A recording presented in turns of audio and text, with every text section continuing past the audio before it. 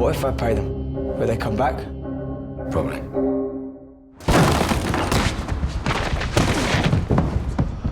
Okay, I'm gonna have to race in a few minutes. There might be other cars on the way. Do not freeze on me now, Tim. Run!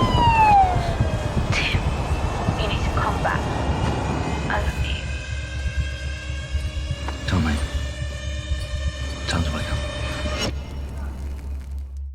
Welcome to Kermode Uncut. Very glad to say that we are joined by George MacKay, one of my favourite actors, and the star of Pride, which, if you're a regular listener to the Radio 5 show I do with Simon Mayer, you'll know was our joint favourite film of last year. George is here at the Young Vic because he's starring in Our Wilderness, the Eugene O'Neill play. But I want to talk about Bypass, which is a film that you've made that has been seen in some cinemas in the UK. It's got very good notices. Tell me first, why did you do the film? What did you like about it? Well, firstly, it came from the opportunity to work with Dwayne, I think, Dwayne Hopkins, who directed it. He's a very detailed and particular director, and having seen his first film, Better Things, and then reading the script of Bypass, I mean, Tim as a character was something that I wanted to have a go at and to get to know, but also you just know with Dwayne that you're going to be a part of something very artistic, and so I think that's especially what drew me to it. Tell us a little bit about Tim's story, which is tough. His setup is that long ago his dad was out the picture, and then his mum has recently passed away, and his brother's just come out of prison. He's now in a probation hostel, and it's down to Tim to kind of pick up the mantle and do whatever he can to fund him and assisted living. At the same time, his girlfriend falls pregnant, and it's kind of a study of the themes of fatherhood and kind of what is left for you by the person before, what his role is as a father to his sister, and also then the prospect of being a father himself. Now, the film is clearly a sort of a passion project for all involved. It's very, very strong performances. It has a very, very stylish look, and it has had good reviews.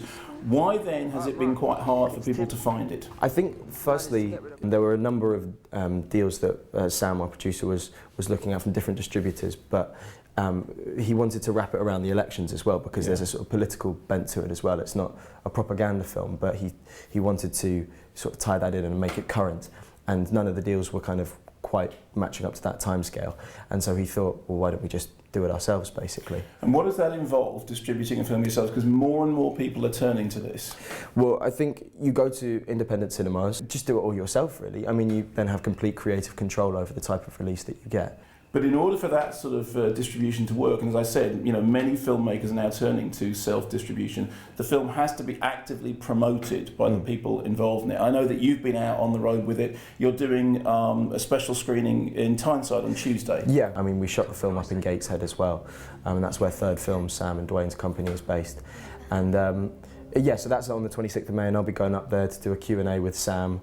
And that's kind of how we've been doing it as well, is everyone clubbing together and just being as available as possible and wanting to promote it, because it's all something that we're so proud of, and the nature with which it was made is reflected in the way it's being released, and so we're just doing everything we can to carry that through and keep that personal connection to the work as well. You've also got a VOD release coming up. Yes, yeah, it's being released at the end of this month on kind of all major VOD platforms. So that would be great for people to see it as and when they want, and just have a wider release that way. And I think the one thing about it not having a set kind of release when you go through a distributor, the benefit is you kind of get it done for you, but it's allotted to a certain time.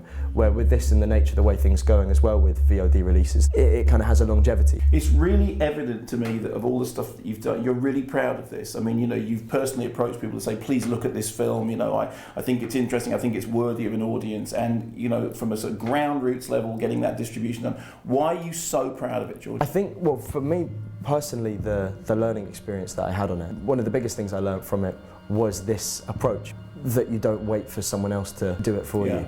So it was always trying to stretch and push yourself, and that as an experience was so rewarding that, you know, it just feels right that we can kind of carry that on. It's great that, you know, you've had successes, huge successes with things like Pride, and you're standing up for films like Bypass. If you were to give a message to independent filmmakers, because we hear all the time about great independent films being made in the UK and the struggle for distribution, what would your message be to somebody who was struggling to get a film made?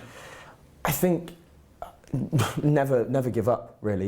It's just the sense of sort of banging on doors all the time, because there's people that want to listen to see British film, and they know that British independent film is a really strong breed of film, and there's so much great work has come from it, and it's just the only thing it lacks is the kind of ability for everyone to see it all of the time.